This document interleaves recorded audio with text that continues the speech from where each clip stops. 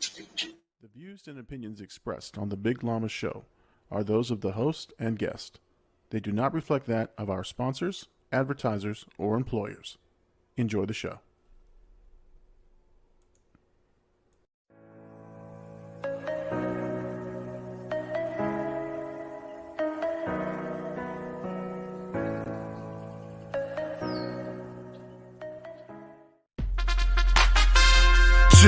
It's in the she ruckus. Dead beat, let's go, let's go, let's go, let's go. You ain't a killer, boy, stop. I hear you yelling stacks on deck, boys. Hey everybody, welcome to the Big Llama Show. I'm the Big Llama. It is Sunday night and we are live. We're live on the Facebook, on the YouTube, on Twitch. Wherever you are streaming, that is where we are. And before we get to all of our special guests and AD, want to just shout out a couple of things. So first things first, thank you guys for subscribing, all the subscribers out there. We have increased our subscriptions by 20 to 25 this week. And it's just an amazing increase. And I'll tell you exactly why. We're going to talk about that in just a second. Before we get to that, happy birthdays are in order for the following llamas. First of all, my son just turned 18. And so with him being 18 years old, I'm an old man officially. So happy birthday to Junior Llama. And Mama Llama celebrated her birthday on September 2nd. We didn't have a show in between. All right. So I want to make sure I shout them out. Now, Little Llama, his birthday's in October, and it's coming up, so we'll give him a shout out later. All right. First things first, I was on a live show. This is why the subscriber count went up. I was on a live show with Chamorro Cinema. I want to thank him for allowing me to come on. Ran into Bank Comics. That dude right there is hysterical. Caps on Comics, Brandon Dismay Comics, and Brandon is actually basically like writes comics and has a publishing. So just an amazing time. I was way out of my league and my element there, but definitely a good time. They showed me some love and I appreciated it tremendously. So that's why we, from that show, I think we got 20 subscribers right away. So just an amazing time. All right. Remember, everybody, we've got a podcast. So after you like this show, or if you're watching this show, we've got the podcast that hits Sunday night right after the show is over. We'll be launching the podcast. All right.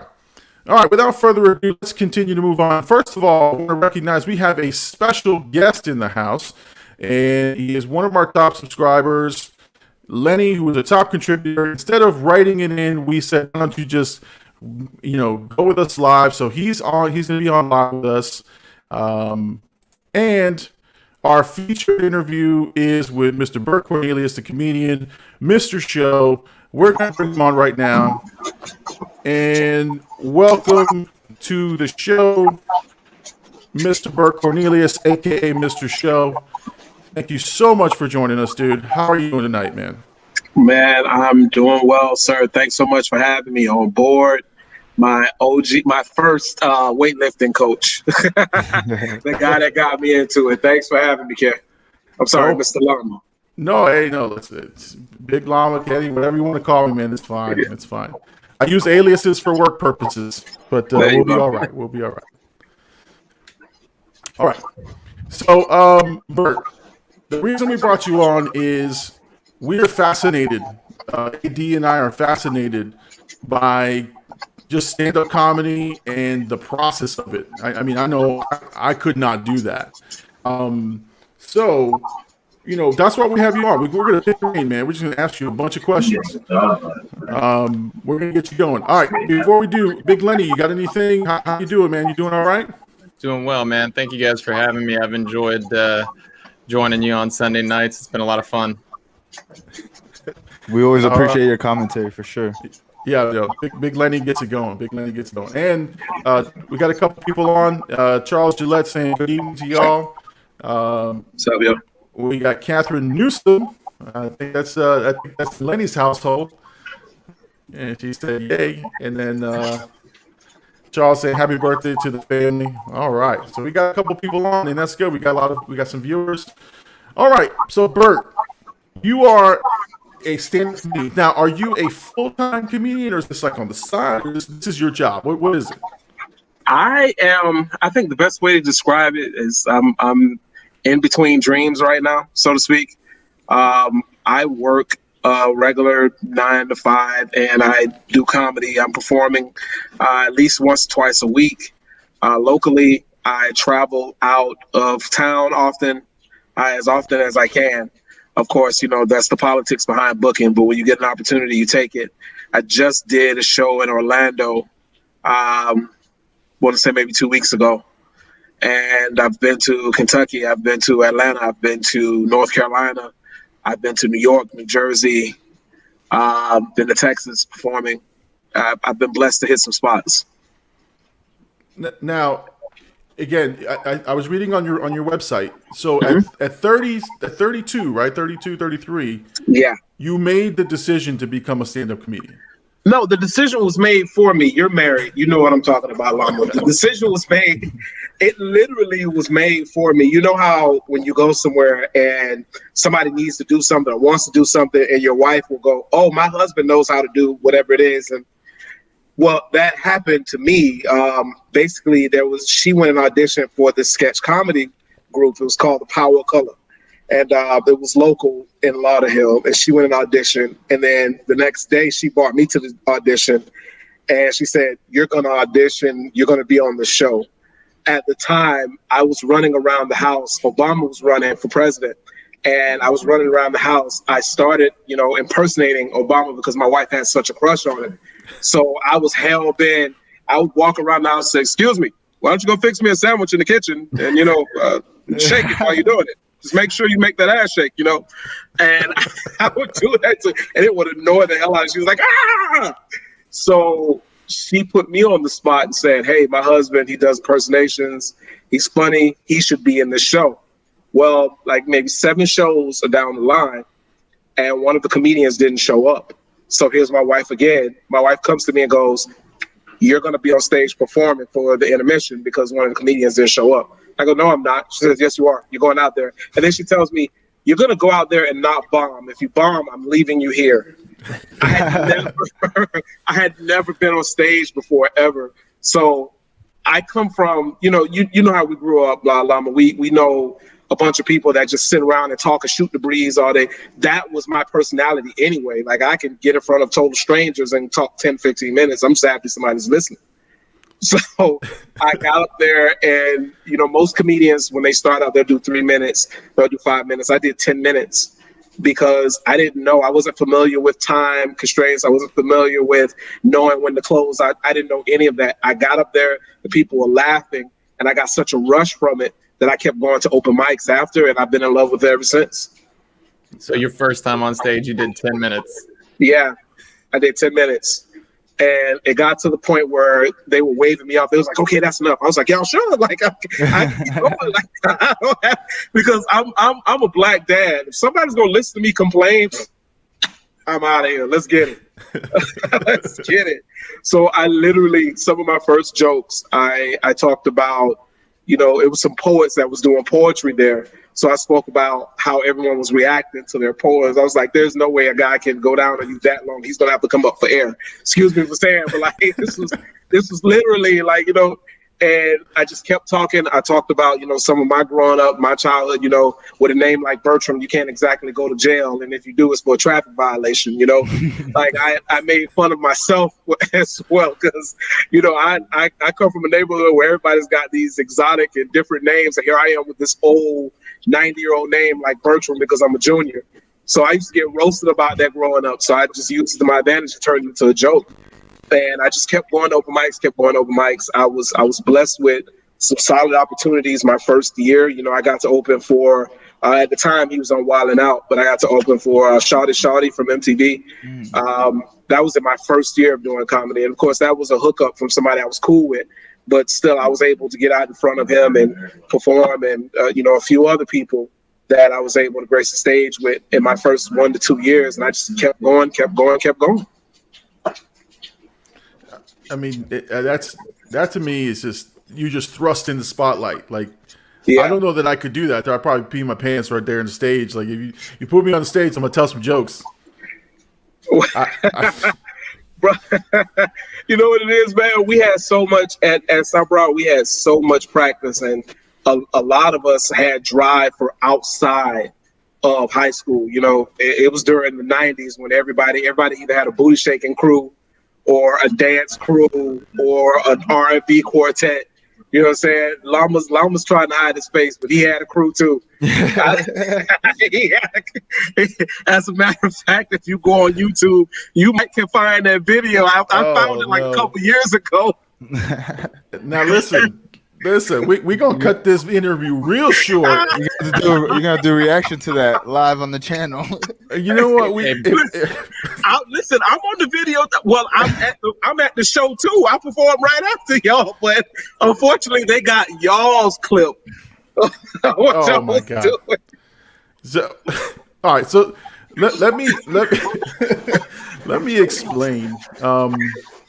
But for those of you searching the YouTubeverse for this video, we'll find it.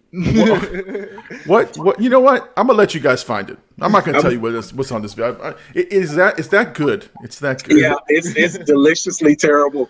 Is it from one of the? It was a time to be alive. Let me tell you.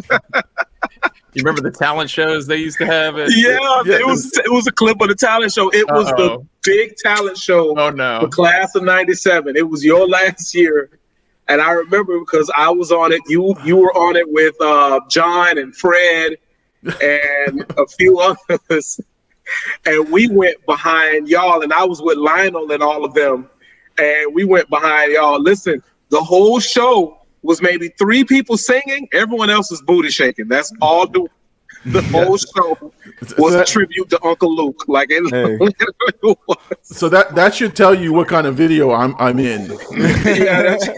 I don't know if I want to see it now. All right, so while I'm trying to compose myself, let's some comments are coming in. It says Bert, you were a brave man to do a show in a church. Yep. Church ladies are a tough bunch. Nice job, sir. So yeah, there was a video of you doing that, right? Yep. I do. I don't try to limit myself to some comedians, they have their lane of what's good. I try to adjust to my audience.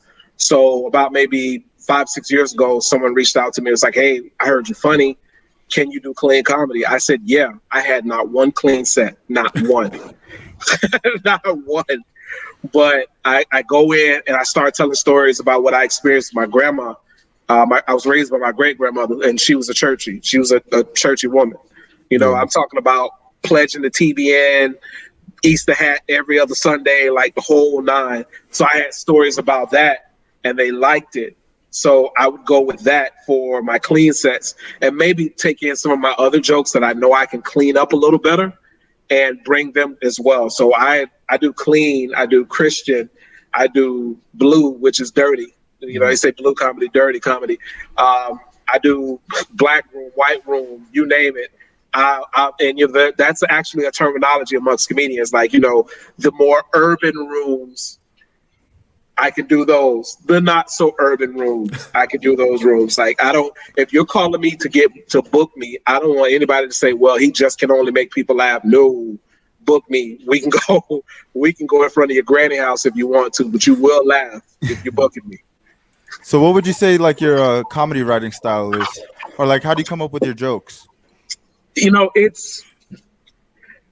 I got to be honest with you, and this is, some people may criticize it, but it what's worked for me. If I'm at a certain event, I'll do a joke that I thought of. I come up with a premise before I get on the event. I know the shows where I can try new stuff at, and I know the shows where I can't. So if I'm at certain events and I take a look at the crowd and I say, you know what, I've been having a thought of a Donald Trump joke. So let me go in here and let me see if this Donald Trump joke will work in this particular crowd. And whether Democrat or Republican is just an observation. You know, I came up with this joke of basically, you know, when Obama left, it was like we lost a good stepfather.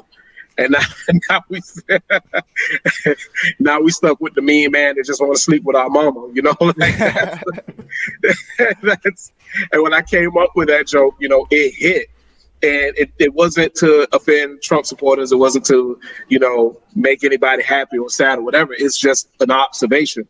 Now, sometimes I'm not going to sit there and lie and act like everything's peachy keen. Sometimes I'll go into a venue and I'll think, okay, let me try this. And this isn't the time. As a comedian, your timing is everything. If someone's not laughing, giggling, or at least paying me attention every 30 to 45 seconds, I know I have to switch something up. Yeah. So if I show up to a venue and I've got something in mind, I'm going to talk about this, I'm going to talk about that, I'm going to talk about current times, because that's what everybody expects from comedians. I'm at the stage in my career now where I need to have a strong set, but also be able to talk about current times on the fly, because, you know, everybody may want to hear my jokes, but somebody's going to want to laugh about, you know, COVID, you know. So yeah, I say a joke where, you know, I can barely put on a condom. I've got 4 kids and can't pull out a driveway, let alone a mask. So that's not my strong suit, but I'm going to give it a shot. Yeah. You know, it's not covering up is not my thing, as you can totally see. So yeah, it's really my writing style is adaptable. Mm-hmm. If I do it on stage, I record it and I put it on YouTube regardless, whether it's a special or whether it's just a few minutes of me talking. I put it on YouTube because I know I'll be driving in the car and then I can go back and listen and I can perfect it and then go back and try it again. Cowboys Crypto, yes, the best comedy does come from a dark place. You have to be able to laugh at some of the things you experience, negative or positive. You got to be able to turn that and spin that into a different light. I stay away from certain things, not because I'm afraid to tackle those. I just think certain things, my opinion, won't come across as funny. Mm. You know, at the end of the day, it's still about making people laugh. Yep. That Seinfeld series, the coffee cars or whatever. Yeah. That the one that Steve Harvey said that, you know, national tragedy strikes, we have the jokes that night. He said we may not be selling them. Yeah. Absolutely. And it's a race to beat somebody on stage because he who says it first owns it. It doesn't matter what your variation or take on it is after that. Whoever said it first, you're joke thieving at that point. So if Trump's on TV and the toupee is going left and somebody gets up and writes a joke about a left-sided toupee, you can't even say anything about the toupee anymore. It's done. It's not your joke anymore. So. And listen, so I wanted to ask you about that because that's something that I've seen a couple of comics get in trouble for is joke stealing or the accusation of joke stealing. I know famously Carlos Mencia comes to mind. Yeah, Joe Rogan called him out. And I think Joe Rogan like approached him and did it, you know, live. But right. So how do you handle that? Like if you did a set somewhere and you saw somebody else do that, either a similar set of jokes or what is that? What's that feel like in the comedy world? What do you do? That's a tough one because there was an instance, and I can't remember the guy's name to save my life, but he was in West Palm Beach. And I'm most known locally for my jokes about my in-laws. You know, my in-laws are Haitian. My wife's Haitian. So I tell a set of stories and I do this accent where I kind of sound like my father-in-law, but these are things that have actually been said to me out of that family. So there's a bit where I go, yeah, you see this guy fat. I don't understand why this guy's so fat. Like, this is what he literally says to me when nobody is fatter than me. In his eye, I'm my 600-pound life in his eye. So I went to open mic, you know, somebody invited me out and there was a guy there and the guy's Haitian, the guy's heavyset, and he gets on stage and he doesn't word for word do my joke, but he's doing my joke. Like he's, you know, almost like he took the premise of it. Yeah, he took the premise of it. So when I approached him about it, he hit me with something that, now he didn't hit me like physically, because, you know, I'm at this point, I'm one of those people, if I see you doing my material and you're trying to be slick about it, I'm going to approach you like a real man would. Yeah. But he didn't physically hit me. I approached him about it and he looked at me and he goes, look, man, I ain't never seen you before, which I kind of thought was a lie, but whatever. I had never seen you before, but I'm fat, I'm Haitian. This is my life. So I was like, I was like, yeah, but you got to find some other fat Haitian jokes, bro, because I've been doing these for like 4 years, and I'm not changing. My jokes on YouTube, like I've got published all my jokes. I'm telling you, like if shit comes to trouble, I'm gonna have to sue you. And after that, I didn't see him perform or anything around the way anymore. But it was that one instance that made me just feel like, it could really happen, because I've always felt like my set of material. I say this all the time: you can take my material, but you can't take my delivery. Yeah. That's it. And there's some things that you're not going to help. There's another comedian, Gina Yashir, and I'm not saying this woman took my joke. I'm not saying that at all. But she has a joke that I seen her perform about, how persistent Jamaican guys can be. We went to South Broward. I knew nothing but persistent Jamaican guys. As a matter of fact, I hung with them for like 9th grade and 10th grade. Like, those boys do not take no for an answer. And she's talking about it, and she has this bit where she sticks out her leg, and she's talking about how no matter where you go, that leg doesn't move. I was doing that joke 3 years before that even aired. Literally got the joke online where you can go and see it. So I'm performing the joke at an event, and somebody comes up to me and goes, "You know what? That joke sounds just like Gina, the Jamaican girl." I was like, "No. That's my joke." I'm not saying she took the joke from me. It's an observation. Sometimes there's whole punchlines, and then sometimes there's whole setups and premises, and then sometimes there's just observation. And as comedians, we'll all have the same observation, and sometimes we'll craft a similar joke. It's something that you can't rile yourself up about. You just have to keep writing, keep steady with the pen. And eventually, when you get your opportunity to get your special or get on Comedy Central or get on something where your joke can hit national, you're good to go. But man, I've got stories. I've got so many, not just myself, but other comedians that have been in the game down here that have gotten robbed, so to speak. As a matter of fact, you spoke about Mencia. Mencia was doing a contest down here year over year where he would promise to take the person that won on tour with him. And he let them do one show down here, but they wouldn't go on tour. So now these comedians are worried, like, did this cat take my joke? Because I was promised to go on tour with him, but I just did a show with him. I haven't heard from him yet. And he do it year after year. So yeah, that's my father-in-law. That really happened. He really came to a Dolphins game in a 3-piece suit. He really did that. He really did. You see the picture. That's my baby. That's my family. But they love their colors. They really do. He had to show out at the game. Yeah, he said he had to show out. Boy, that boy was sweating like nobody's business. So how do you feel like COVID affected your comedy? Like, did you have to stop performing for a while? You know what? Honestly, I live in the state of Ron DeSantis. Nothing shut down for me. And I know it sounds irresponsible, but I had a whole podcast, The Real Husbands of Comedy, myself, Chris Priester, Pookie Britton. We did a whole, I want to say maybe 25 shows, 25 weeks during COVID of that show in bars with people in masks still coming out to watch the show. We weren't irresponsible. We took precautions. And to be honest with you, knock on wood, I still have not contracted COVID. Thank God. Not looking for it, but just to give you some insight of how careful I was during this, I have not contracted COVID, not once. So I still work. There were still people having events, Zoom events. Yeah, I do Zoom comedy. Like if you're booking, I'll be there. Let's make it work.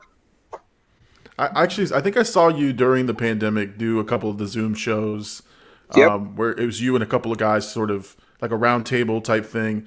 Yep. And it was funny stuff. I would imagine you were missing the reaction from the crowd, right? Because like that's the one thing I thought was missing, but it's still a fun show. Yeah, with the Zoom meeting, my first Zoom meeting, it didn't. Thank you. I appreciate it. I appreciate that, Catherine. Thank you so much. With the Zoom shows, I had one bad Zoom show, and I say it was bad because I just talked through it. I rolled through it, and I went back and I looked at the show, and I realized during my punchlines that they were sending little hearts and tapping, and I didn't have that set up before. So then I would tell whoever's booking me for the Zoom, hey, can you set up to where I could see their reactions? So if I do something, I hit a punchline, and I see the little emoticons, then I'm good. Then I can just go from there. Because to me, that's like, then I can envision them in the crowd laughing. You can't do any crowd work. Crowd work is personally one of my favorite parts of, stand up. The ability to talk to a total stranger. And my crowd work is very, I don't want to say it's mean in any sense. Like, I'll point something out to get your attention, but then from there, I'll get you and get you tuned in, and you come in with me. I'm not one of those comedians that, tries to beat the hell out of a heckler, because it doesn't get that far with me. I was just about to ask you, how do you handle hecklers? Dude, man, this one heckler, it was a heckler in Wynwood. She was my very first heckler. She was my very first heckler. She got a little too sauced up. And we were at do you know that sneaker bar? It's like a bar with a bunch of sneakers around it in Wynwood. And we were there performing, and she kept going getting drinks. Her boyfriend was there to open. He was an R&B artist. Mm-hmm. So something happened with them. So she came back in with a bad mood. I said a little something to set her off, and I thought she dropped it. She didn't drop it. Like, she just kept going. And, my comment was towards the lines of, look, ma'am, I don't think you live around here. You better go make up with your boyfriend before you be stuck trying to get home. Because we heard the fight. We're all like, oh, snap. Like, they're really going at it. And, she just kept heckling me. She's like, you ain't to mind your own business, and we're perfect for each other. He's not there. He's gone. She's by herself. So then she gets up and she tries to take the mic from me, and she pushes me. So to all my viewers, please understand, I don't mean anything personal by this, but if you see me, look at the aesthetics. I am an African-American male. She was a Caucasian young lady, very young. At that point, she won the argument hands down. You can have it. It's yours. Because I'm in the middle of Wynwood. I don't want any problems. I don't want any, But unfortunately, my wife didn't get the memo. So my wife is up in her face like, you better give him back the mic. Like, and that was my first heckling experience. And I learned to, sometimes you got to pull back, because they're not there. People aren't there to see the heckler. They're there to see you. Yeah. You almost don't want to give them the control of the show. Exactly. Some comedians don't get that. Some comedians don't get, hey, they paid $20, $30 to see Mr. Show. They didn't pay $20, $30 to see Drunk Girl in the front of the aisle. Yeah. Right. So I'll point it out, because everybody loves when crowd work, and it's funny crowd work. Audiences love it. If it's funny and they can go with it, they'll love it. I give them like maybe 1-2 minutes of that, and then I go back into my set. Or I'll try to tie the crowd work into a joke that I'm setting up, a premise that I'm setting up, and then just lead them off from there. See, I like comedy. I'd love to go to more live shows, but my wife is terrified of getting called out going to a show. So I was gonna say the same thing. I go when I'm like hiding when they're working the crowd, because I've been picked on once or twice, but I stick out like a sore thumb. A big giant dude with a bald head. I look like I don't know, like a skinhead out there, and they're like, hey, you, and I'm like, oh god, here we go. There's an old saying in the biz, when someone does nothing but crowd work, they don't have a solid set. Oh, okay. And then there's insult comics. Insult comics, that's kind of their thing. I'm not an insult comic. Like, I can just wholeheartedly say that. Like, I'll have a few observations here and there, but that's about it. I can't, I'm not like Lewis Black. Lewis Black can come on stage and do 30 minutes of the front row before he even gets into his set. That's an insult comic. You know what I mean? So it just really depends on the environment, but I like to get the audience interacting with me and comfortable with me, so everything I say after that can be accepted and they can laugh. On crowd work, did you ever catch the Howie Mandel? I think it was like his first major show. I think it was on HBO. He had a spinning stage. A woman went to the bathroom. When she was gone, he had the whole section moved to a different section. So when she came back to try to find her seat, they were gone. And so he started working her at that point. He said, that'll teach you to go to the bathroom during my show again. Yeah, because from what I understand, he's like a huge germaphobe. So I'm sure that had a lot to do with it. Like from what that is not a gimmick with Howie Mandel. From what I hear, he's really about that life. Really. No, dude. And, you know, you got to know your place too. Like if you go into certain clubs, I had another instance where this guy that was bigger than me, which is rare. His girlfriend was messing with me in Miami. Over there by the stadium, where the Dolphins play, the Hard Rock Stadium, and it's a little cigar bar. And Larry Dog, he's like a Miami comedy legend, and he had us out there. And his style, he's an insult comic, like that's what he does. So one night I thought I could follow suit, so I'm insulting this woman, like I'm letting her have it, like I'm, you know, my set isn't hitting. I need to make these people laugh. So she said something. Got on her for 2 minutes, right? When I'm outside in the parking lot, this man that took those shadows out of the damn sky walks up to me. It's like if you ever watch that show Attack on Titan? It's like Attack on Titan. I'm looking up like, oh no, I know I didn't say nothing to you, but that was his girl. And he was on the other side of the bar, and it was so crowded he couldn't get over there. And he walks to me. He's like, "You lucky I got a sense of humor, man. This been any other night, it'd have been a problem. You messing with my girl." I was like, bro, I ain't gonna say nothing to her ever again. Damn, she could cuss out my mama. I ain't saying nothing to your girlfriend no more. We done. She is never getting picked on again. I'm done. No, that's crazy. Now, one thing, I went to a comedy show last week, Labor Day. You know, there was no social distancing. I kept wondering, because I knew you were going to come on, so I kept wondering, how do you feel when people are eating and drinking? Because they're serving full meals at the Improv, and so we're just chatting it up, eating. You know, like you got a half chicken wing in your mouth, and this comic's over there telling jokes. Do you notice that stuff when you're up on stage? Yes, all the time. To be honest with you, I do private events as well. I do birthday parties. I do hostings, fashion shows. I got to do all of that. You seem to not discriminate on what you take. Yeah, I don't. Yeah, no, not at this point in my career. Not at this point in my career. I've been doing this for 8 years. This is my 8th year doing this. Yeah. So I don't discriminate because it's exposure. Yeah. Because there's been times. I'm going to be honest. There's a lot of politics in comedy. A lot of politics, and you know, going into detail, I don't want to sound miserable, but it's the God honest truth. You know, you'll see someone and go, why isn't that person on a grand stage? Where comedy's about connections. Mm-hmm. And the more connections you have, the more people that you perform in, the more people that support you, the more stages you're able to get on. So I'm at a growth point in my career. I've been blessed with some great opportunities this year, and it's been growth all throughout the year.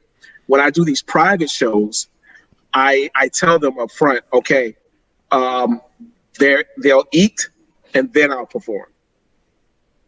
Because no one is attentive when they're eating. Yeah.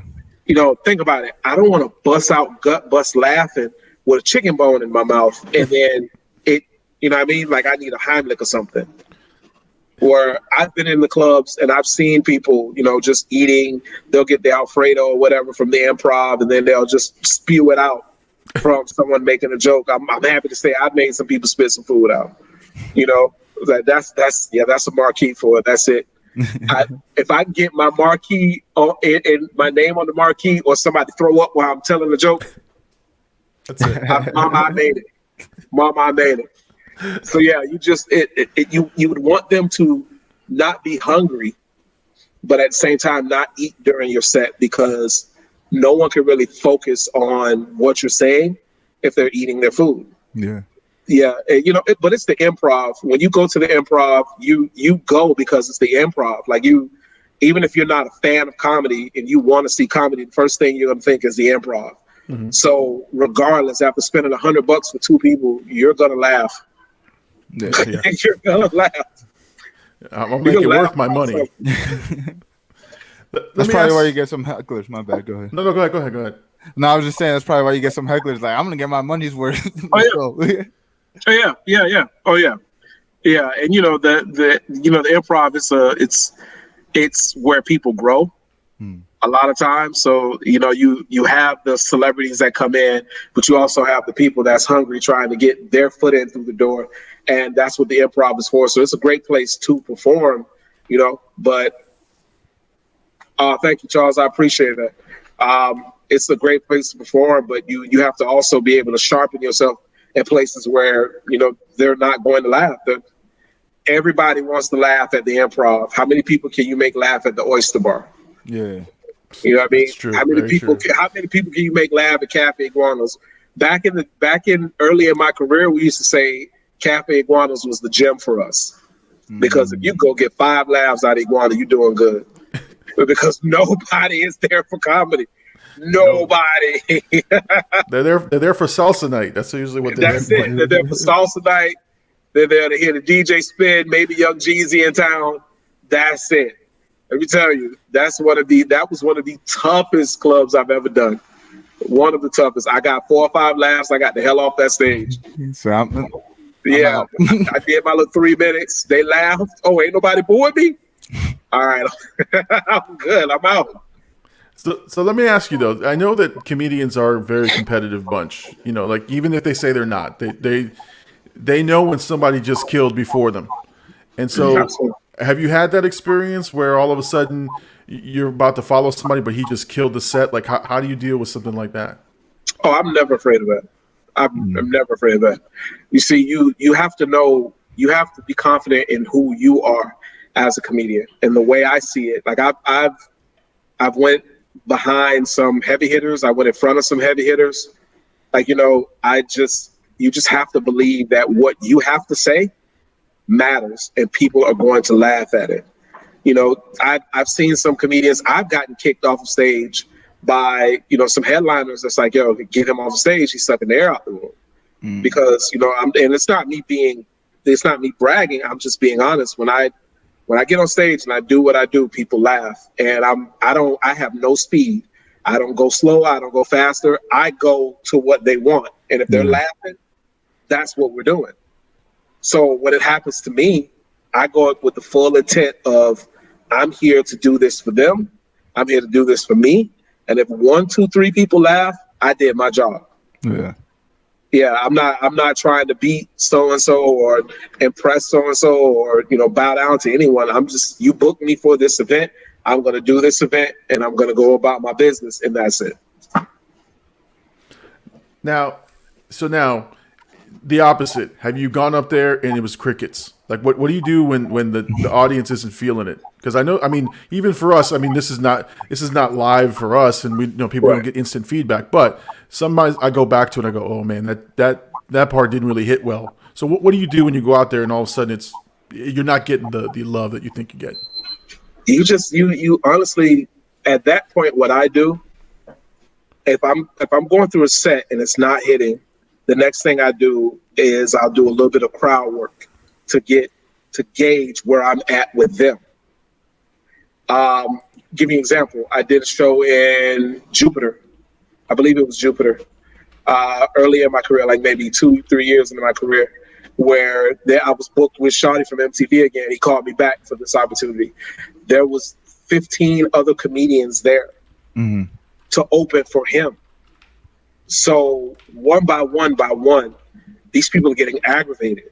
They are getting aggravated. Like there's, at the time he wasn't really known, but Tattoo Man Page, he's big on Instagram. He was there. He was the third one up. So Tattoo Man Page goes, boom. Another local guy, then me. And I'm on stage. I'm performing, and I noticed that things are hitting. So I stood back and I asked them, I said, what are y'all here for? Everybody in the front row, y'all are mad, y'all angry. Who paid money to come out and get mad? And it broke them. And then once they started giggling, I said, okay, that's what they like. They like to get picked on. So I just started going around the room, messing with some people. And the audience, there was a dude that was there. He obviously looks like a sugar daddy. So he got at least 3 to 4 minutes from me. So when I found him, it was like the golden ticket in Willy Wonka. I was like, oh, it's a sugar daddy, yes. So God sent me that sugar daddy, and I did about 3 or 4 minutes on him, and I finished out my set, and then I got off stage. The guy behind me goes, and I'm not picking at the guy because he's still doing comedy. I'm just being honest. He goes behind me. He's not so well. It's so bad that he's now telling the people, well, I know I'm not funny, so y'all are just going to listen to my jokes so I can get my money. And then a train comes while he's performing, and they clap for the train. Oh, no. And the train blows the horn back at him. If the train doesn't know why they're clapping, they're like, woo! And the train's like, woo! And then the train goes by, and the guy goes, all right, that's the end of my set. Thank y'all for my time. It was a nightmare. It was a nightmare. And by the time Shawty went on, it was literally like maybe 10 people in the audience, and everybody was tired. He did like 3 minutes. He said, thank y'all for coming out. It was, and the promoter was so angry because the promoter paid him like $5,000 because he was on Wild 'N Out at the time. Yeah. So yeah, that was guaranteed money. So he got the $5,000, did 3 minutes, and hauled ass, left with his girlfriend, and me, I got paid $75. Oh man. Yeah, I was wondering about promoters. Like, obviously all the information I get is from movies and TV, and so anytime you hear about promoters that they're underhanded, they don't pay out. Sometimes they tell you they're going to pay you something and they don't. Is that a true? Is that something that really does happen, or is it more uncommon? Like what's your experience on that? Oh, dude, I'm gonna need a therapist after this. Oh, man, no. bring it back. So, it's a learning for up and coming comedian. It's a learning experience. A lot of comedians don't really get paid what they're worth, so to speak. That's part of the game. The reason why I book shows, I actually claim this on my taxes because I make revenue off of it. I book shows, private events, hosting events. Or if I'm doing any other event anywhere else, I let them know my rate. Like, hey, listen, you need me to drive all the way to Brickell. Like, I'm not coming out of my house for no less than $100. Can we cap it at 100? This is just an example. It goes by the amount of time they want you to do, how many people are at the venue. You don't want to tell somebody, oh yeah, I do the show for you for $100. You get to the venue, it's 5,000 people. No, you should be getting some more money than that. Yeah. So it really depends on the information that the promoter gives you. But a lot of promoters are new. The difference with promoters and comedians is that you don't have to go to school or you don't have to do time on stage to become a promoter. Any one of you can say, I want to do a comedy show tomorrow. And as long as you can get the venue and get the comics to come out, you're a promoter. Congratulations. It's all about what you put in and making a profit out of it. So it's not a hard thing to do. So you have a lot of promoters that don't know how things are supposed to go. And sometimes you're the person that have to tell them, hey, I came out to your show. I'm not responsible for selling tickets. I post it because, I want people to come to the event, but that's not my responsibility. You're the promoter. The Eventbrite comes to your email. Yeah. I'm not splitting this money with you, so why am I responsible? You just have to explain some things. But yeah, the first show I didn't get paid for was an event in Miami. It was in Miami. It was at Mocha Bar and Lounge, and the promoter, the guy booked me, and he was like, "Oh, I booked you because you were at a comedy show with these other comedians, and I didn't see your set, but I figured since you was on the show, you're funny." And I came out and I did good. Like, I did really good. And it got to the point where people were tipping me in the crowd. But I went to him for the money he promised me. Mm-hmm. So he gets mad and he's like, okay, people were tipping you. That's not your money to be counting, sir. You still owe me. You still owe me for coming out here. Yeah, we had an agreement. Yeah, we had an agreement. So he got in his cheap feelings. It went on for about a week, and one of the other comedians vouched for me and called him and said, hey, listen, don't do this guy like this. He's a good guy. He's twice your size. You will see him again. Pay the man his money. Yeah. So that's one time it's happened many other times, but you just learn from it. And if you're upfront with the promoters on what you want and what you desire, and they decide to book you, get a deposit if you can. Get a deposit and just make sure they understand that you're not responsible for them selling tickets. If you want entertainment, pay the entertainment. So I'm curious. where do you see like the future of your comedy career going? Because it seems like a lot of comedians are going to like YouTube now, Instagram clips. They're not necessarily looking. I'm not saying that they're not looking for like the big specials, like the HBO specials, the Netflix specials. They're kind of like putting it out on their own. Do you see yourself taking that path? Absolutely putting my own special out. I can see that happening. I've been in talks about putting out my special. You know, I've changed the name so many times. The original name I went with was Culturally Insensitive, because a lot of my jokes talk about my experience growing up in South Florida.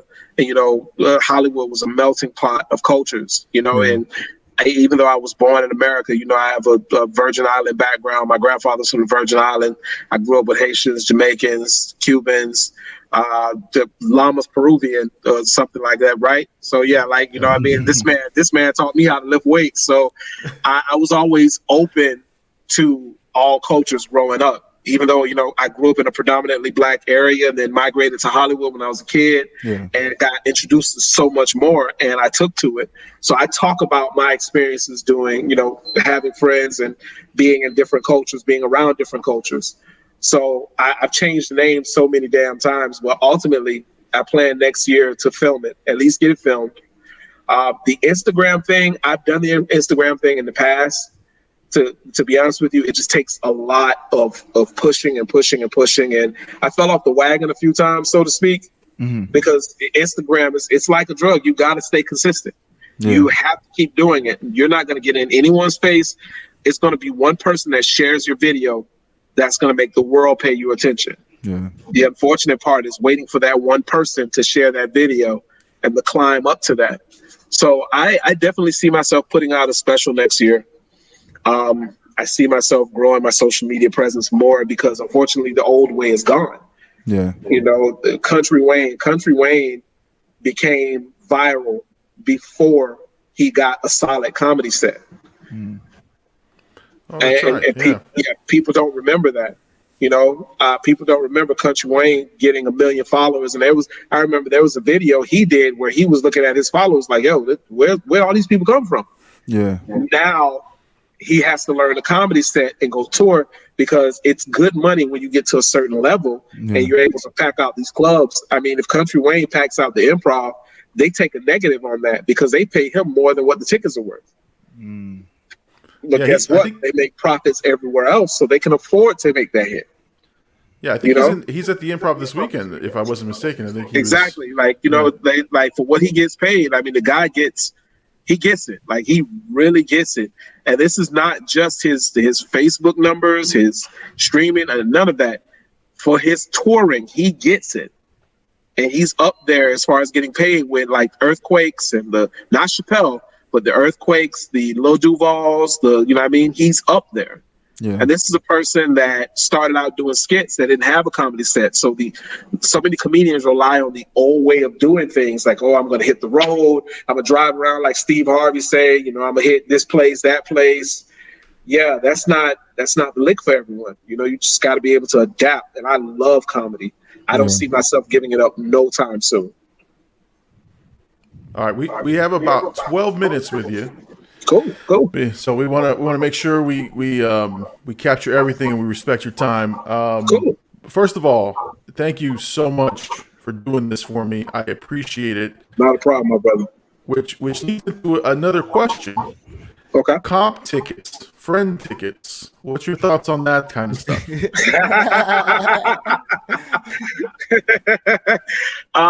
know what? If I could get them, I got you. That's my thing on that. That's my thing on that. I'm not sure what's going on with this event that I got going on. I got to talk to the promoter because it's not my event.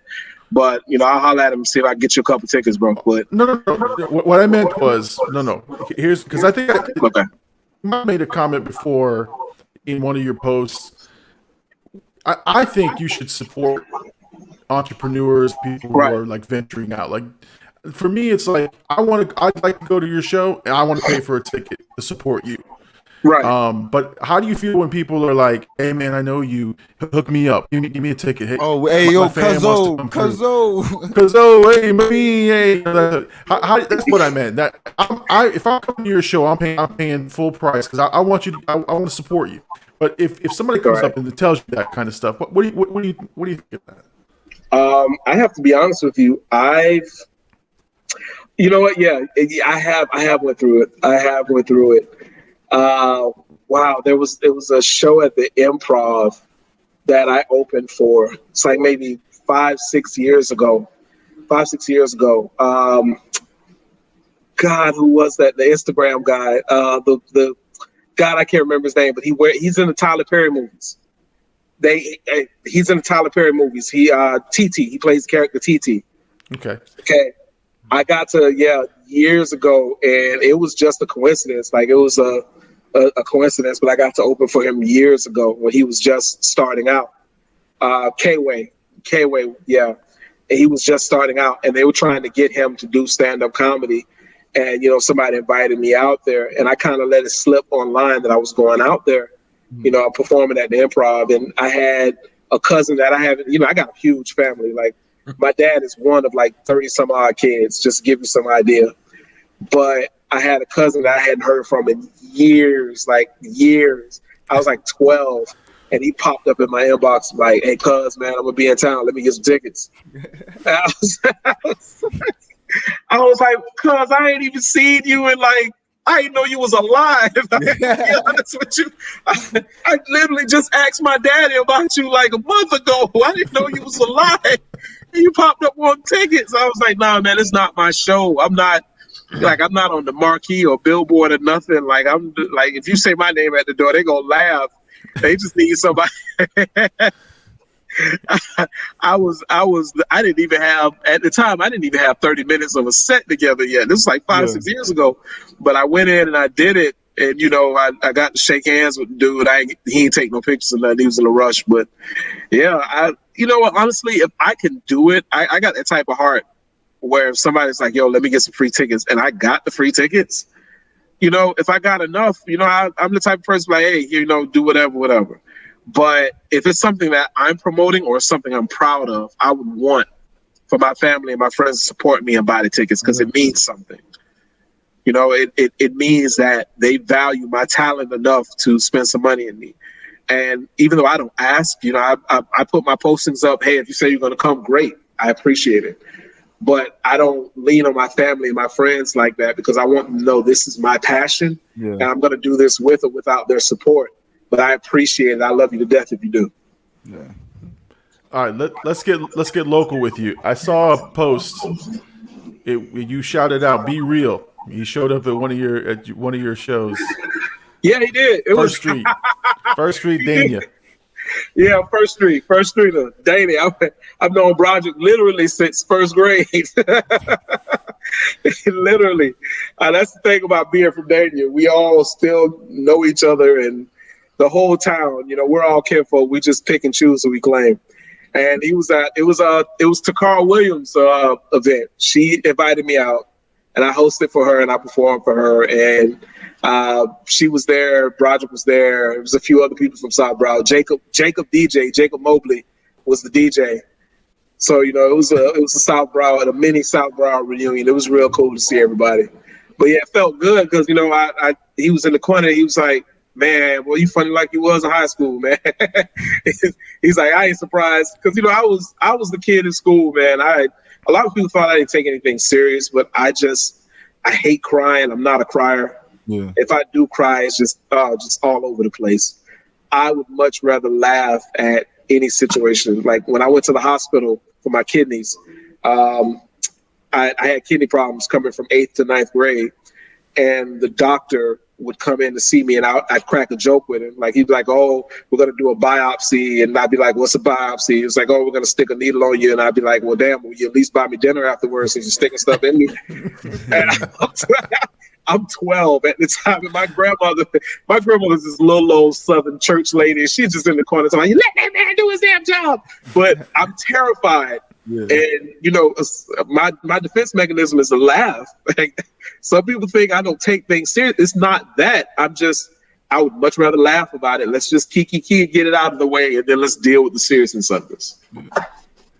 I'm telling you, all I want in the near future is I want to pose with you, Be Real, all these guys, and I want to put the first finger up. I'm not from First Street, but every picture you guys take, First Street, and I just want to rep it one time. That's all. Yeah. Look, listen, I'm from Camp Landon. Now, Camp Landon is right on First Street, but because Camp Landon we don't have a sign or nothing. It's once we go to First Street, it's First Street. Like it's First Street starts in Daney and it runs across Federal to Dania Beach. There's two versions. There's Dania Beach and there's Daney. I'm from Daney. So Bert, I used to run the Danny Express after football practice right into the heart of Dania. So it was hard getting in there, but when I had all the fellas in my car, I got out all right. Yeah, you know exactly what I'm talking about. Yes, sir. First Street all day. First Street all day. We had a pass. We had a guest pass. We were allowed in there. Yeah. Y'all had guest passes. Yeah. Yeah, definitely had. And what was his name? John. God, what was his last name? Bruce. Bruce. Okay, John Bruce. Yeah, Bruce. I would see Bruce and Danny from time to time. Like, what the hell are you doing in there? Like, oh, I just dropped off Robbie in there. I'm like, oh, okay. Like, I know you ain't from around here. What the hell is you doing in there? Oh, yeah, I had a little Suzuki Samurai. There'd be about 7 or 8 of us in there coming back. Yeah. Oh, man. Well, Bert, listen, it has been a pleasure to have you on. Definitely the most entertaining interview we've done thus far. Appreciate it, man. We've laughed. And honestly, I was so curious about comedians. And this is just like, again, like you said, a therapy session. So picking the brain. Yeah, man. I mean, this was awesome. Listen, I want to thank you so much for your time. I'm going to give you the solo shot. I know you want to plug a couple things. So you are on solo, and the mic is yours. I'm on solo. Please ignore this painting behind me. My wife picked it. She's Haitian. She loves her colors. I got a show coming up on the 25th with Unk Life Entertainment, comedian Chris Priester, my brother from The Real Husbands of Comedy, Pookie F. Baby, my brother from Real Husbands of Comedy, Shay Carter from Wild 'N Out, and she's done so much. She's been opening for everybody and their mama. Dr. Foolish, he's been in the business for a while too. Very funny guy from Atlanta, and no, he's from Belgrade. Yeah, comedian from Belgrade. That's funny, right? But anyway, come out. And Slick Vic from Jam Pony, if you throw back and you remember them Jam Pony tapes, the man that created them will be DJing. So on the 25th, tickets are going for real cheap right now. Go to the Lauderhill Performing Arts Center website and purchase and come out and laugh with me. And, I'm always posting my shows. You can check my website, BertCComedy.com. You can check Facebook, comedian Bert Cornelius, or Bert Cornelius' personal page, or even my Instagram at BertCComedy, at BertCComedy everywhere. But come see me. Awesome. Again, Bert, thank you so much for joining us. We're right up, just about a minute and a half to go. Again, you've been very gracious with your time. We appreciate you, man. No problem, man. AD, any parting shots before we let Mr. Bertram go? I was going to ask, who are a couple of comedians you look up to? And it's tough because when you have a comedian that you're a fan of, the hardest thing to do is to not mimic or sound, or I try not to listen to, like, if I watch Chappelle's special, I watch it once, because I don't want that to rub off. I like Chappelle. Bernie Mac is my favorite comedian. Bernie Mac is the person that made me say, if his black ass can do it, I know I can do it. Like look at this man. This man looked like my uncle, and he's up here doing it. I know I can do it. I love Cat Williams.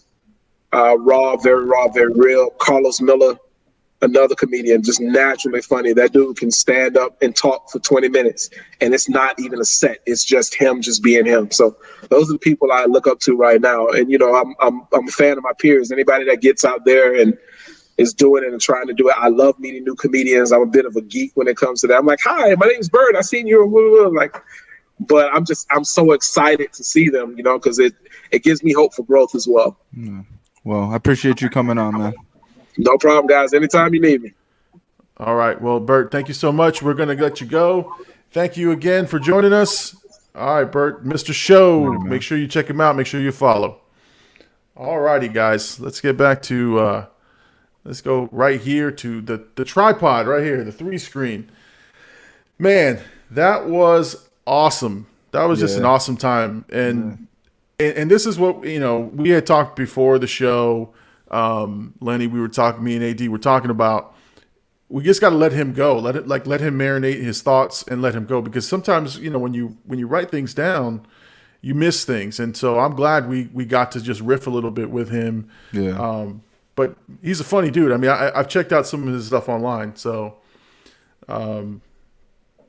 listen. So I missed some comments. So I'm just going to put them up here. Yeah, only because they weren't pertinent to the interview, and I don't want to, let's see. So, Charles had said good night. He needs some sleep. He'll check us out.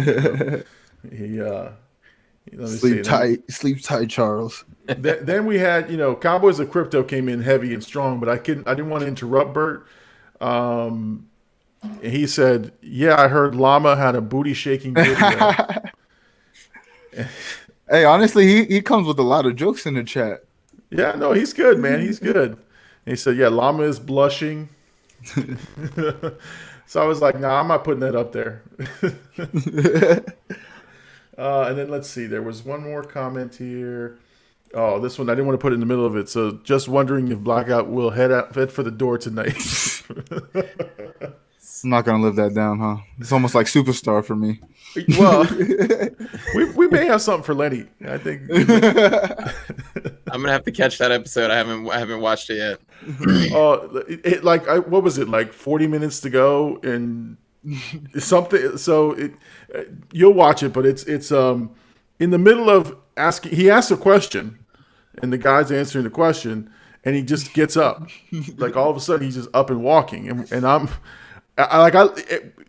he's going through the question, up and walking, and I had to bring it back. Like, what in the world just happened? What did I just see? And man, it turned into 30 minutes of just riffing on his shorts, his boba tea that he was drinking. It was hilarious. It was hilarious. Let's see. Now, Lenny, I do have something here that you need to account for. Need to talk about. Oh man. Yeah, because you sent me this picture. And so I need to get myself off of the hook here. Because, I may have owned the DVD, right? And I rebought it. But you have the Molly Shannon Best of Saturday Night Live and the DVD. So you found it in your collection. Do you have any comments on this? So I'm moving. And I found this in the pack, so that's how I uncovered this. But my wife is more of the Molly Shannon fan than I am. But I will admit, I did enjoy watching the movie back in the day. So. Yeah. Oh, and I think we have Senna said he's going to watch the movie. So next time he's on, we got to ask him about it. Yeah. It's become the running joke of the show. I think what makes it so funny to me is that it was literally your first DVD purchase. That's what that's what cracked me up. And then the whole in my mind, I forget what kind of car you said you had at the time. Oh God. Oh, it was like a little Kia Sophia. That's so I'm in my head imagining the big llama riding around in this little Kia Sophia trying to get this TV in there. That's what was Rush home me up. to pop in Superstar. Oh my God, yes. We're gonna have to do like a Superstar skit one day. We should, or a watch along or something. Or if somebody could animate that would be amazing. Me trying to fit this. First of all, animate me in a tiny Kia Sophia. That's actually, you know what? I'm gonna look it up at some point. Like what the dimensions are of a Kia Sophia. It is a tiny car, man. It's a teeny tiny car. I don't think they make them anymore. So so we got this was your moment of shame, just so I can get it out there. He just wants to take the heat off of himself. Right, just a little bit. I listen. I gotta account for that booty shaking video that's out there. I think I know where it is. I'm not telling you guys where it is. I think I know my first reaction video is going to be on my channel. Oh, dear God. It's very grainy. It's very grainy. Oh man, that was interesting though. Like hearing his take on just how comedy is, and like even just how he started. That's kind of just getting pushed out there, and then you hear a lot of comics say that though. When the first time they get on stage, the people who are obviously commit to comedy, they say they get that rush when they first get on stage. So that's kind of dope. So if you guys didn't catch the series on HBO, Crashing, that was pretty good. Yeah. That I was going to ask him if that's true, but we're running out of time. But yeah, Crashing is like the dissection of how you become a comedian. It's like, the sets that you have to do, the shows that all of a sudden you're signed up for, and then they like fight for time in front of the stage. Handing out flyers, all that fun stuff. Yeah. Oh my God. Anyway, that was just great. I mean, and like I said, he is very giving of his time. I had asked him, how long he wanted to come on, and he said, "How long do you do this?" I go, "Well, listen, it's not really that structured. I go, about an hour." He's like, "I'll do an hour." I said, "Listen, if it goes off the rails, you can stay on with us." And he's like, "No, I'll do an hour." No, he's again. If anyone was listening or watching, check out his comedy stuff. I mean, if you go to his website, he's got a bunch of clips. He's got a lot of stuff on YouTube and on Instagram, and he's just like, what the way that he does it is, exactly what location he's in. Like if it's a church or if it's a wedding, you definitely know where he is because of the way he sort of structures the jokes, and they're hysterical. I don't even know, half the people he's roasting, but they're hysterical things. Yeah. Oh man. So Lenny, man. So again, we had you on, and listen, man, you've been awesome. You've been a great contributor, and we got to thank Catherine. She said, nice show, guys, right? Appreciate that. And she said, inside scoop for a comedian. Thanks. So yeah, I got to thank her for commenting. We had quite a bit of people on and off, jumping in and out. So that was a great time. All right, let's get into our weekend review. So let's talk about the things that happened this week. Now, the only thing I can't talk about is the show What If, because I still have not seen the last episode. So, AD, if you want to talk about it, I'll let you talk about it. But we could wait. And and Lenny, I'm not sure where because you're moving 2 houses. I don't know if you've had time to sit down and watch the show. So, All right. So the big thing this week was the Matrix Resurrections trailer that came out, and I did a reaction. I did 2 reactions, right? I did the teaser that first came out, and then I did the actual trailer.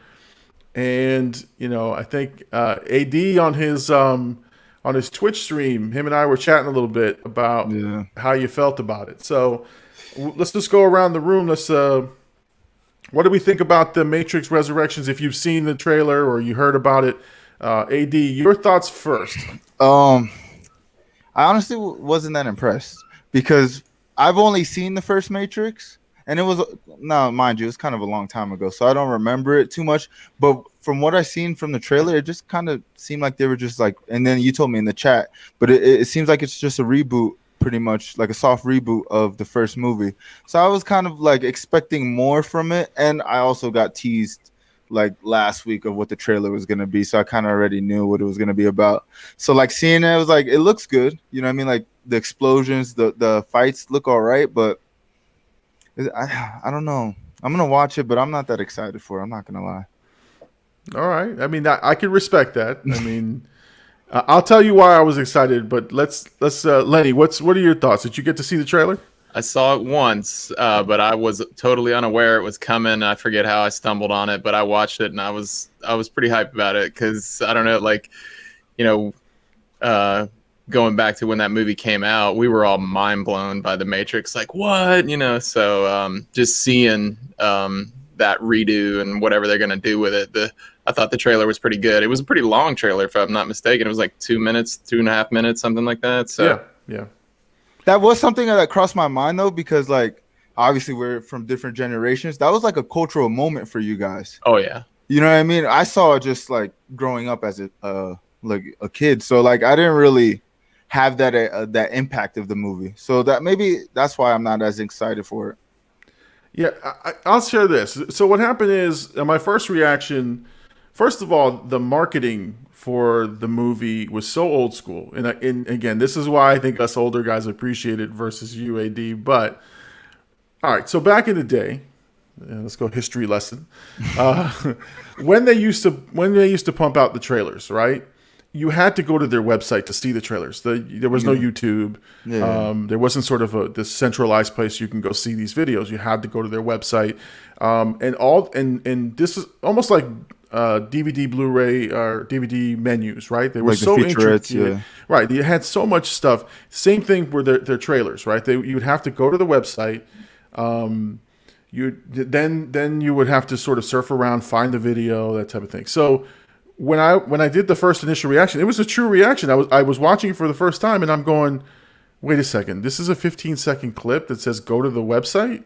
What is this stupidity? Like I was pissed. Like I was like, all right, let me go to the website. And I spliced it. But the minute I said that, I cut, right? Or I was talking to myself. I'm like, wait a second, they're gonna make me find this trailer? Get out of here, right? So then I cut right back to when I got on the website, and that was back. I was back transported to 1999. Like, ooh, look, I got to click on a website. Ooh, look, I click on this, it does this different thing, and what I noticed is that it was technically they synced up the time. I don't know if you guys caught that on the website. So when you see me click on it and it says it's 12, you think it's 12:41. No, that was the time I clicked on that button. And so for different people at different times, when you clicked on it, the time that you were watching it shows up on the screen, and the guy's voice says it. So I was like, that's insane. Like that's great viral marketing.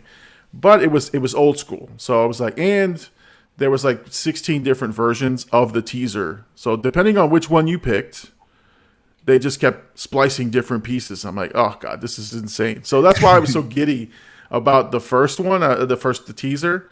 But to your point, AD, it looks like a soft reboot. Yeah. Because it's, again, I won't spoil, Matrix, 2 and 3, but the way it ended, you thought that was it. And so now him waking up and doing this all over again, it's almost the same exact movie. That's what it seems like from the trailers. Yeah. I mean, if I don't really want to spoil it either, but like I know like a couple characters die, even like Keanu Reeves, like there wasn't like, I don't know if he died, but I know it wasn't unsure if he was still alive. So like to me, it's like, how did they bring him back? Are they going to explain it, or they're just going to continue with the story? Yeah, I mean, I thought that the Matrix had been solved, and so Right. they were in utopia, right? Everything was supposed to be grand. Yeah, we unplugged the batteries and we moved on. That's That's what I thought happened, and now we're like, oh, now we're back to normal, and there's a blue pill and a red pill, and there's people asking Neo to join the fight. my favorite line from the original was I forget the character's name, but he was like, "It looks like steak. It tastes like steak." He wanted to stay in the Matrix. Yeah. The only thing I didn't like is that they don't have Lawrence Fishburne, the original Morpheus. They have this other guy that, like, with makeup to look like Morpheus. I think you said it in your trailer reaction. It's like Morpheus Light. Yeah. So they couldn't get Lawrence Fishburne back, so they got some lookalike to do it. That's what it looks like. I mean, he's no. he's wearing the glasses. He's got the red pill and blue pill. He's doing the fight scene. I'm like, I don't know if I like that. Like explain away that he's gone. That's fine. I'm okay with that. But like they tried a little too hard. Did they just not have enough money to get him, or what? Well, I mean, Lawrence Fishburne is playing grandfather roles now, so Yeah. I don't know. He's in shape to do fight Yeah, sequences. that's true. Not like Keanu. Keanu's like almost 60, right? And he's still doing fight sequences. He's in pretty good shape. Yeah. Listen, can we talk about how Keanu Reeves keeps getting these roles? Like if you knew Keanu Reeves back in the 80s, 90s, he was just a stoner guy, like, Bill and Ted, and I don't know I don't know what's the appeal. Like, I like his movies and I like him. I think he's a terrible actor. Well, it's weird though. Like, there's a lot of actors like that because if you think back to Tom Hanks, he was like a funny guy when he came out, and then all of a sudden now Right. he's like a serious actor. I mean, but Tom Hanks has put in the performances. Like Yeah. Keanu Reeves, on the other hand, is like Speed. Like really? Speed? Yeah.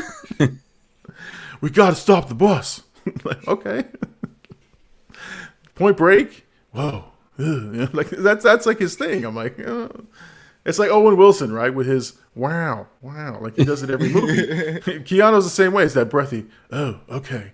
Like what else? Like what do you do? Or who's the dude that's got a very special set of skills? Yeah, exactly. I mean, like I said, I love his movies. His movies are great. They're entertaining. They're fun. I just didn't think they're so. I think they're so well. His acting is so bad that I forget about it. I'm like, it's Keanu. What was that Netflix one that he was just in? Oh my god. Yeah, that one was like did not end the way I thought it would. He was like he played himself, didn't he? In the movie, like he was like a caricature of himself. Or am I thinking of the wrong? Was it like a comedy movie? Because No, there's a it was movie. where the two young girls showed up at his house. His wife had just left town, and they kind of, I forget the name of it, but they kind of set him up. Oh, that's a different one. Yeah, because there was this movie with like it was like damn, I forgot the movie. It was a Netflix movie as well, but like the lead girl was dating Keanu Reeves in the movie, and he was just acting like Keanu Reeves, like basically what Llama's saying he portrays in these movies. That's exactly how he was acting throughout the whole movie. Right. Yeah. It's like I don't eat Chinese. Like oh, come on, man. Come on, Keanu. The good thing is, with the Matrix is they have a little help now because they don't have help. Here's my prediction, right? So the Matrix is going to bomb, and not because it's a bad movie, but it has that HBO Max release at the same day, and so that's just it's like the death knell, and it's coming out the 22nd of December, which is like the week of Christmas. So I don't know. It should do well if it was by itself, but it's also competing with Spider-Man during that time. Oh damn! I didn't even think about that. And it has the HBO release. It's not gonna. I don't think it's gonna do well, and that's a shame because it's probably a good movie. I mean, hopefully. So it sounds like you guys hadn't caught it yet. It's Knock Knock is the title of that Netflix. No. Okay, I'll have to check it out. See if I hit me up some Keanu. All right, let's talk about the one that did benefit from being released, and what's changing the game is Shang-Chi. Now, Lenny, have you seen this movie? I have not seen it yet. No. Okay. So, AD. All right, you can spoil it for me. I don't care. No, we're not those. We're not those guys. We're gonna spoil things for you. All right. What we can say is right. It answered questions about movies being dead, like the theaters being dead. It showed that the theaters, a big hit movie will succeed in theaters, and like to his point, I mean, it benefited greatly with numbers without the at-home release. Right, and that's my point on Shang-Chi is that because and people, the industry was watching this, so right, they were trying to see, will this movie be successful? And I think Venom benefited from it, right? Yeah, I was about to say that. But it's now every movie moving forward is, most of them are theatrical only, and it is because of this movie. I think it made close to $100 million in its opening weekend, which is amazing. The movie is great. It's even one that you can bring your little one to. It's got its typical Marvel, bad guys and things like that. But it truly is a fun movie. I don't think there's anything in there that I would be like, no, don't bring the kids. Great action scenes. Yeah. Mystical kung fu, bunch of stuff. I mean, it's great. It's great. And now people are hyping this up. Now again, I enjoyed it. I enjoyed the hell out of it. But you have to like sort of taper your expectation because people were like, "This is Endgame good, right?" And it is good, but Endgame was an event. Like Right. it's a significant event that was like a milestone in 10 years in the making, and yeah, it's not that, but it's a movie. I just feel people feel that way just because, I mean, people haven't really been going to the movies this whole year. This is definitely probably one of the better movies of the year. You know what I mean? So it just, and like even culturally, I seen it all over Twitter. Like I seen a lot of people see it. So I just feel like it brought people to the theaters and gave them that theater feeling we always talk about, like what makes movie theater so special. So I think it gets a couple points just because it was that type of movie, the first one to bring people back to the theaters. Yeah, I mean, and that's the thing is, I saw it in IMAX, and I can tell you that the experience was just next level. I mean, it was that good. That's saying it was good, but I wasn't expecting Endgame. You know, Endgame. I think I laughed, I cried a couple times, I cheered, which I don't cheer, I never cheer. You know, I don't clap. I feel people clap in the movies are silly, but it happens, right? You know, like when the plane lands, right? Like I don't clap when the plane lands because you're supposed to. You're supposed to, right? Oh, we're alive. But no, like I said, it was a good movie, and I'm glad I went. My only problem is my theater going experience was really bad because typically I can pick my seats, and I did this time, but I waited so long to buy the tickets because I had other events going on that I had to sit next to somebody, and that to me like just throws me off my whole game because I'm a big guy, so I like to man spread a little bit, put the arm out, and we always fight like who. So let's solve this debate. When you're sitting next to somebody who's not family, you don't know them, who gets that armrest in the middle? Whoever got there first. Oh man! So how do you claim it? Do you have to put the soda down, or you throw your cup there, or you throw like your candy? Yeah, something that claims your territory. Because me and the guy were like this. If you're second, if you're there later and they haven't claimed it yet, man, I would slap my arm right there. And the IMAX one, you can actually lift up the arm. I should have done that. I should have lifted up the arm and went for the hand hold and see if he just like walked away. So I live, the area I live in, we don't have a major chain. We've got Southeast Cinemas, and all the seats are kind of like recliner like. So okay. We don't have that problem. Yeah, no, I like the recliner movie theater, but I get too comfortable. I'll fall asleep. Like it's got to be like I went. What did I go see? I went to see Joker in the theater like that with the reclining seats, and two things happened. One, I realized my comedy and my humor is a lot darker than most people, and the other one is I had to put the legs down because I was starting to. It's not a bad movie, and it just captivate you.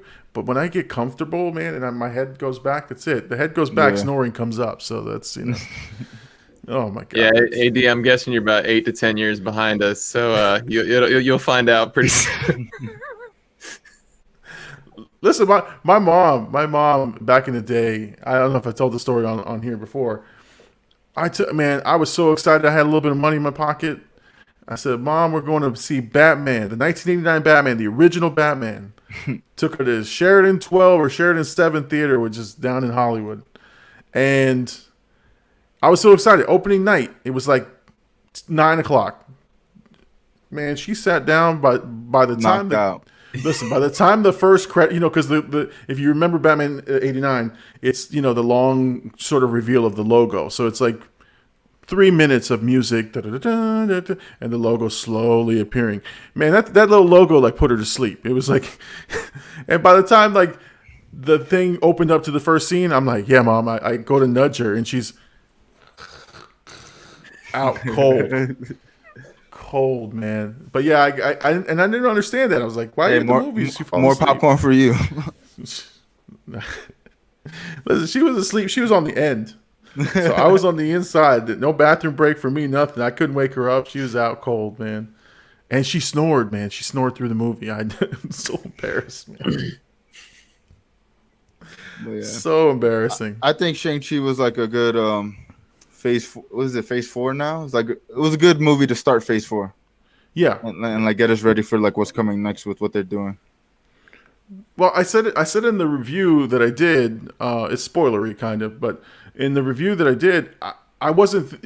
You know how in some Marvel movies you're like, oh, I can't wait to see the team up, or I can't wait to see who's going to show up next, or how this links to everything.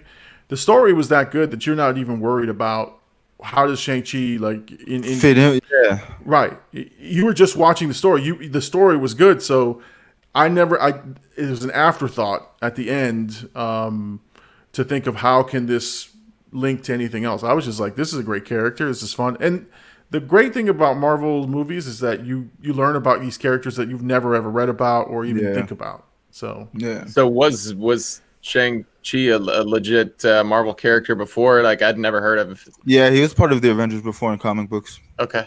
Yeah, it's and that's the funny thing about this world that I've been doing live shows on.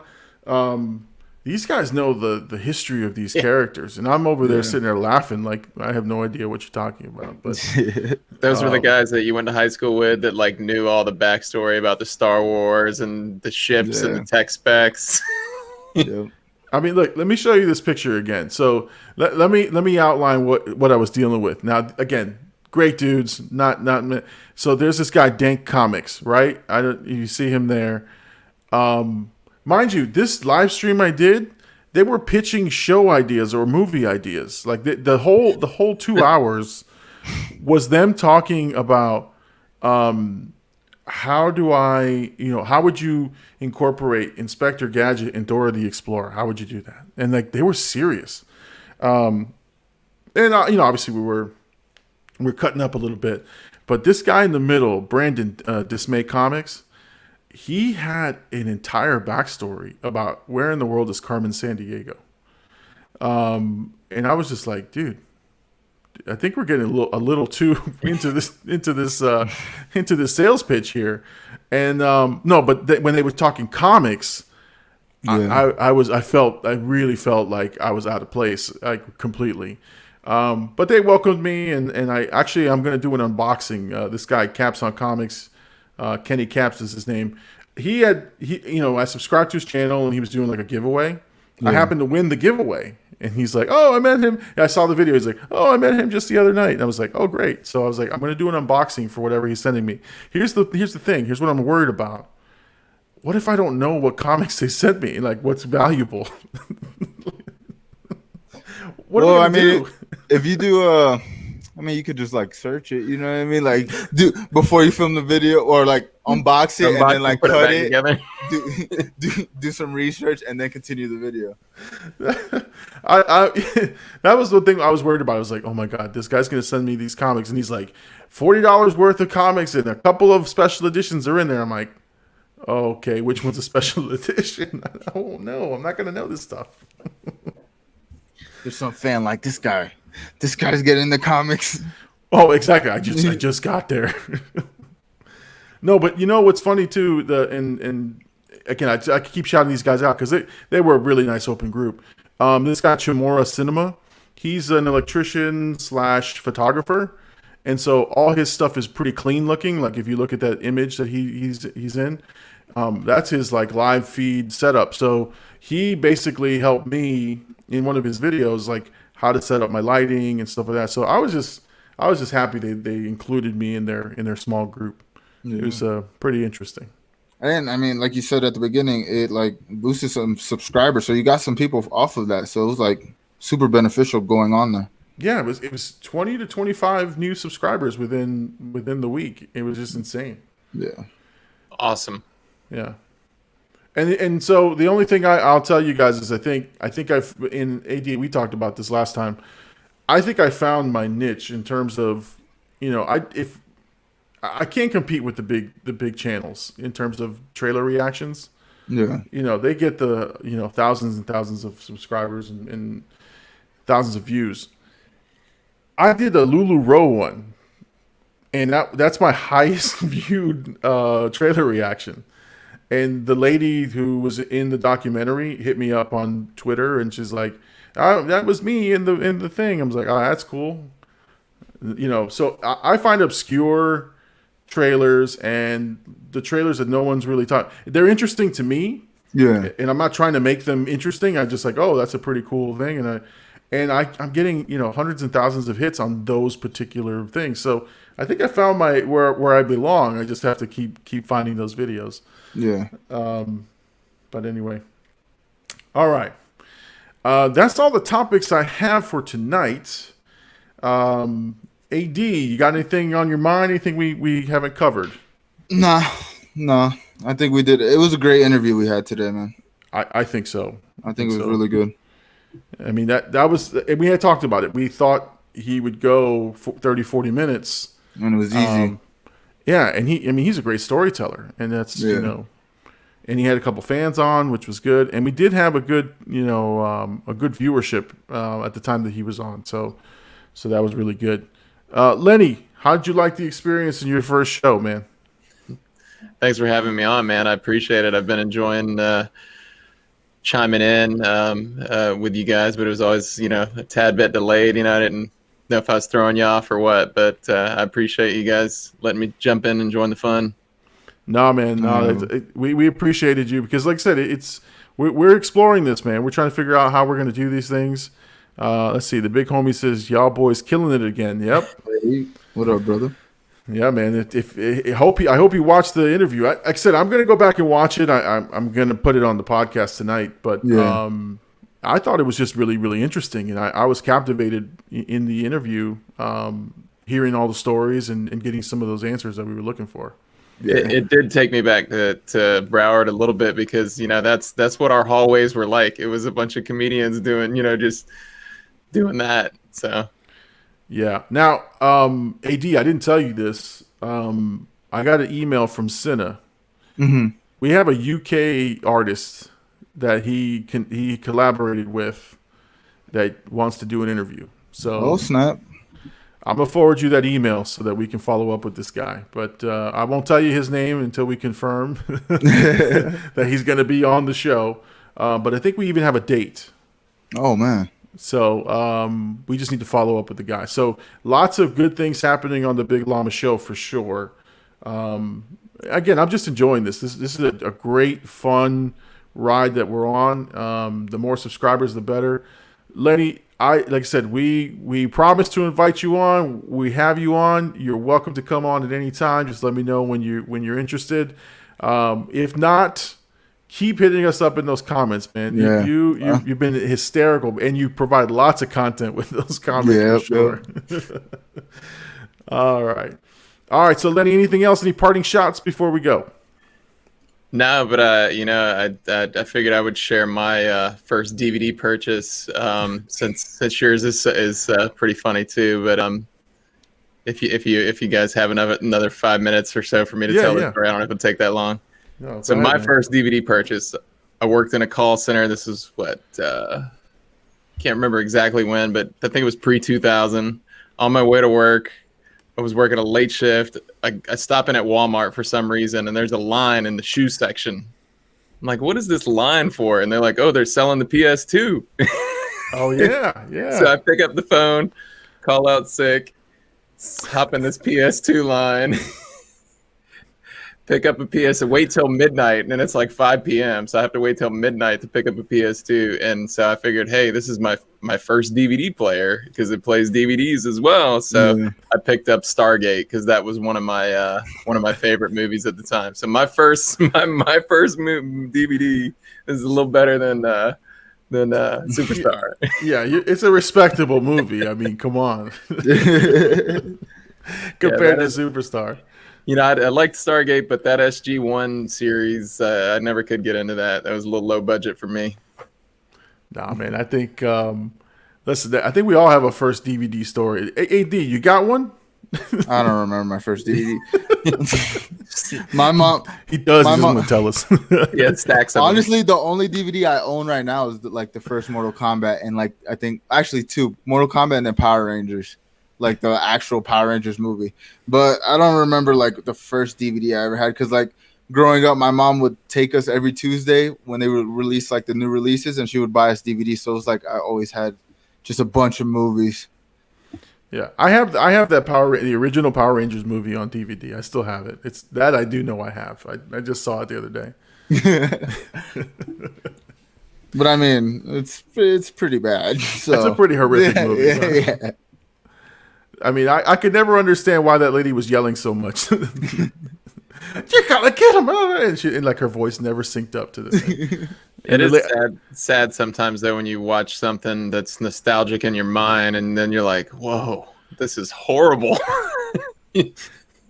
That's actually some of the watch along. I've been planning my watch along, so that's what I'm gonna do. Is because I figured I've watched so many movies, it's tough for me to get like a genuine, oh my god, brand new movie reaction. So I'm gonna watch a couple of old movies and say, did they hold up? And then my commentary throughout it will be either my astonishment of how terrible the movie is, or that effect pretty much held up. Let's see. Oh, we got a comment here. Let's see. Look, he called it though. Definitely Power Rangers or MK.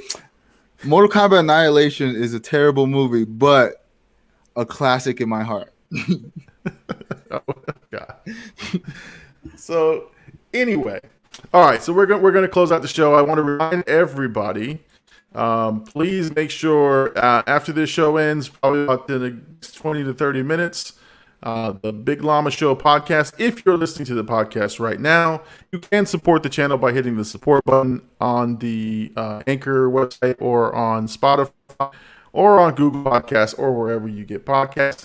Make sure you subscribe to the Big Llama Show on YouTube. That's how you can help us. So get off the podcast, go to YouTube and like and subscribe to the Big Llama Show.